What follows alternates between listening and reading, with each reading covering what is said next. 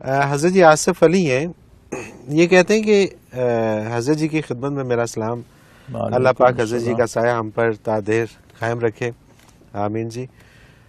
میرا سوال یہ ہے کہ قسم اور حلف ان دونوں میں کیا فرق ہے، اور قسم کیا صرف اللہ سبحانہ و تعالیٰ کی ہی کھانی چاہیے یا قرآن مجید کی قسم بھی کھائی جا سکتی ہے؟ قسم اور حلف ہم معنی دو لفظ ہیں، ٹھیک ہے، اور دونوں استعمال ہوتے ہیں۔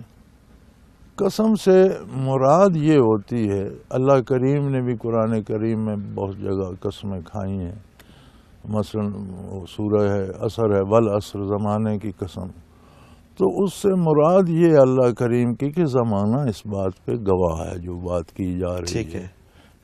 آپ زمانے کے حالات تاریخ پڑھ کے دیکھیں تو زمانہ اس بات پہ گواہ ہے، بالکل ٹھیک۔ جب آپ کسی کی قسم دیتے ہیں تو اس کا مطلب ہے کہ جس کی میں قسم کھا رہا ہوں وہ اس بات پہ گواہ ہے کہ میں سچ بول رہا ہوں، واقعہ ایسا ہی ہے، بالکل ٹھیک، لہذا اللہ کے بغیر کسی کی قسم جائز نہیں ہے، بالکل ٹھیک، کیونکہ اللہ واحد ہستی ہے جو ہر بات پہ ہر وقت گواہ ہے، بالکل صحیح، دیکھ رہا ہے، جان رہا ہے، جانتا ہے، بالکل ٹھیک، کوئی دوسری ایسی ہستی نہیں جو ہر وقت ہر بات کو جانتی ہو، یہ اللہ کا خاصہ ہے۔ لہذا اللہ کے علاوہ کسی کی قسم کھانا، ایک تو قسم منعقد بھی نہیں ہوتی، صحیح، اور اللہ کے سوا کسی کی قسم کھانے کا گناہ سر پہ رہتا ہے، صحیح۔ اور یہ جو قرآن پاک کی قسم کھانا ہے یہ بھی ٹھیک نہیں، نہ قرآن پاک کو لوگوں کے اعمال کی گواہی دیتا پھرتا۔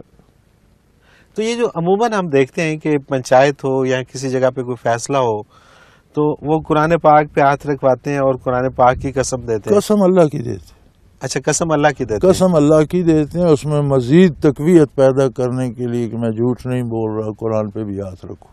صحیح صحیح، بالکل ٹھیک ہے۔ یعنی کہ اگر قرآن پر ہاتھ رکھوا کے کوئی بات کہلوانی ہے تو قسم اللہ تعالیٰ کی، قسم اللہ کی ہوگی، بالکل ٹھیک ہے، بالکل۔